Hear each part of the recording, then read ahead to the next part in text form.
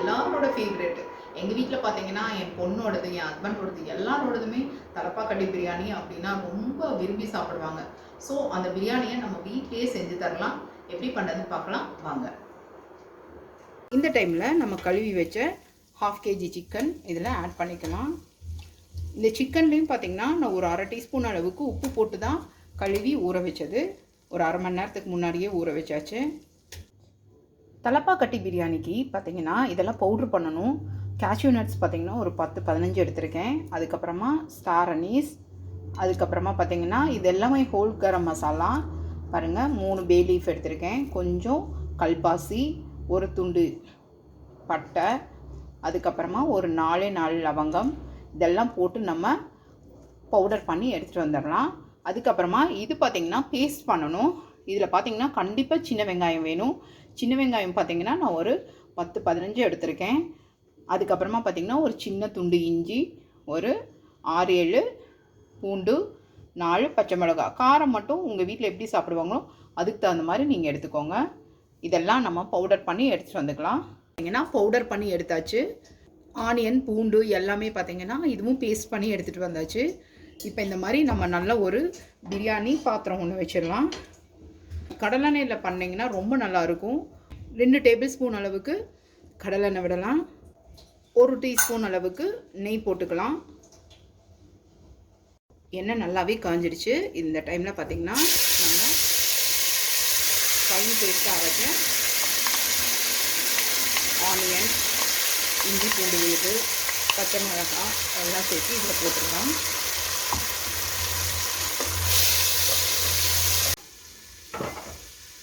இப்போ நம்ம இந்த பவுடரையும் நம்ம இதில் ஆட் பண்ணிக்கலாம்.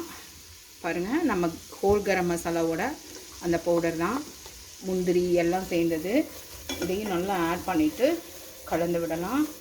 கூட நம்ம ஒரு 1/2 டீஸ்பூன் அளவுக்கு ஜீரகத்தூள் மட்டும் ஆட் பண்ணிக்கலாம். 1/2 டீஸ்பூன் அளவுக்கு கரம் மசாலாவும், ஒரு 1/2 டீஸ்பூன் அளவுக்கு மிளகாத்தூளும் ஆட் பண்ணிக்கலாம். ஒரு 1/2 டீஸ்பூன் அளவுக்கு மஞ்சள் தூளும் ஆட் பண்ணிக்கலாம். இப்போ நம்ம கொத்தமல்லியும் புதினாவும் ஒரே ஈக்குவல் அமௌண்ட்டில் எடுத்திருக்கேன், ஒரு கைப்பிடி அளவுக்கு.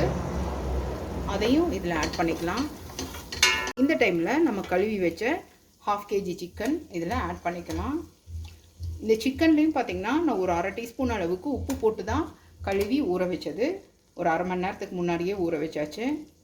மஞ்சத்தூள் எல்லாம் போட்டு இதை நல்லா நம்ம கலந்து விட்டுடலாம். இப்போ இதுக்கு தேவையான அளவு ஒரு 1/4 டீஸ்பூன் அளவுக்கு உப்பு சேர்த்திக்கலாம். நான் 2 டேபிள் ஸ்பூன் அளவுக்கு தயிர் ஆட் பண்ணிக்கலாம். இதில் பார்த்திங்கன்னா ஒரு 1/2 கப் அளவுக்கு மட்டும் நம்ம இப்போ தண்ணி சேர்த்தி நம்ம இதை வந்து ஒரு 10 நிமிஷத்துக்கு குக் பண்ணி எடுத்துக்கலாம்.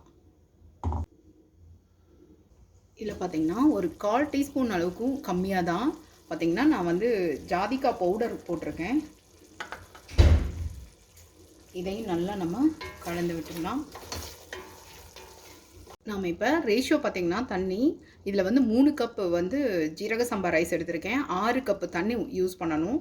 இப்போ வந்து பார்த்திங்கன்னா இதில் 4 கப்பு தண்ணி ஊற்றிட்டேன். ஆல்ரெடி இதில் வந்து கிரேவி பார்த்திங்கன்னா 1 கப் அளவுக்கு இருக்கும். ஸோ நம்ம இன்னும் வந்து ஒரே 1 கப் அளவுக்கு தண்ணி மட்டும் ஆட் பண்ணலாம். இப்போ இதுக்கு தேவையான அளவு உப்பு மட்டும் ஆட் பண்ணிக்கலாம்.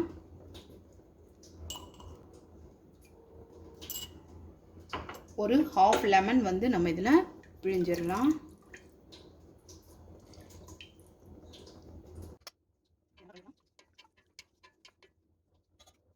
கொஞ்சம் கொத்தமல்லியும் புதினாவும் ஃபைனலாக தூவிக்கலாம். நல்லா ஹை ஃப்ளேமில் வச்சு ஒரு 5 மினிட்ஸ் குக் பண்ணிடலாம். அவ்வளோதான், நம்ம ரைஸ் ஆகிடும். அதுக்கப்புறமா தம் பண்ணிக்கலாம். தோசை டவா வச்சு அது மேலே நம்ம தம் பண்ணோம்னா சூப்பராக நம்ம தலப்பாக்கட்டி பிரியாணி ரெடி ஆகிடும். நம்ம பிரியாணி சூப்பராக பாருங்கள் 90% வந்து நல்லா குக்காக இருக்குது. இன்னொரு 10%க்கு பார்த்திங்கன்னா நம்ம இதை தம் பண்ணிடலாம். சிக்கன் எல்லாமே பர்ஃபெக்டாக வெந்திருக்குது. இப்போவும் நல்லா நம்ம 1 டீஸ்பூன் இல்லை 2 டீஸ்பூன் அளவுக்கு நெய் போட்டுக்கலாம் தம் பண்ணுறதுக்கு முன்னாடி.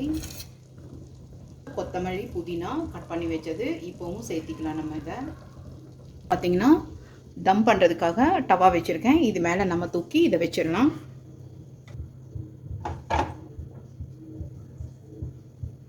இது ஒரு 6 to 7 மினிட்ஸ் பார்த்திங்கன்னா நம்ம வந்து தம் பண்ணிடலாம். அப்போ தான் வந்து நல்லா நமக்கு குக் ஆகும் பிரியாணி. இது மேலே பார்த்திங்கன்னா காற்றெல்லாம் போகாமல் இருக்கிறதுக்கு இப்படி நம்ம இடிக்கிற கல் வச்சிடலாம். இங்கே இந்த ஸ்டீமெல்லாம் வெளியில் போகாமல் இருக்கிறதுக்காக. நம்ம தலப்பாக்கட்டி பிரியாணி சூப்பராக ரெடி ஆயிடுச்சு பாருங்கள். கொஞ்சம் ஓரத்துலேருந்தே நம்ம கலந்து விடலாம். அப்போ தான் வந்து ரைஸ் உடையாமல் அப்படியே இருக்கும்.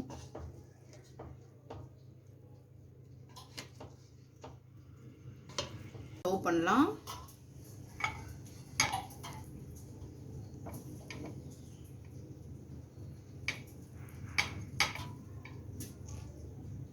சுவையான தலப்பாக்கட்டி பிரியாணி சூப்பராக ரைத்தாவோட சேர்ந்து சாப்பிட்றப்ப யம்மியாக இருக்கும்.